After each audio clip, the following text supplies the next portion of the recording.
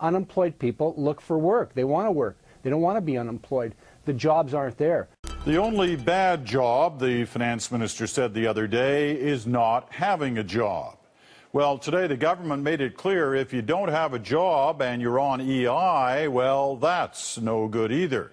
It unveiled new rules for claiming EI. They hit the chronically unemployed hardest, and they redefined suitable work.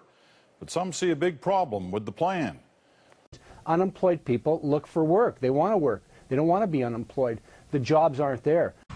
Long-tenured workers and occasional claimants will be too. Long-tenured means people who've mostly worked over the past 10 years. They'd be allowed to refuse a job outside their usual occupation if it pays less than 90% of their previous salary. But after 18 weeks, they'd need to expand their search to jobs similar to their usual one and accept a salary at 80% of their previous one. I don't know if the government realizes how difficult it is right now. For instance, myself, I have 2 university degrees. I feel like I'm 20 again, just graduating from university, and I'm looking at retail positions. Occasional claimants would be able to limit their job search to their usual occupation for the first 6 weeks and jobs at 90% of their previous salary. But after that, they'd have to expand their search to similar jobs at a lesser salary. At 18 weeks, they'd have to take any job they qualify for, as long as it pays 70% of their previous salary.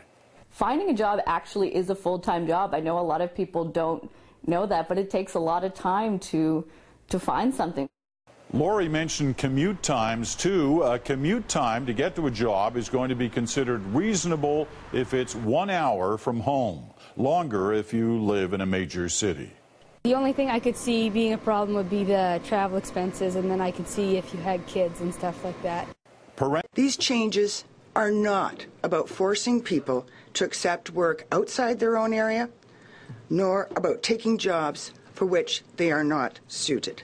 What we want to do is make sure that the McDonald's of the world aren't having to bring in temporary foreign workers to do jobs that Canadians who are on EI have the skills to do.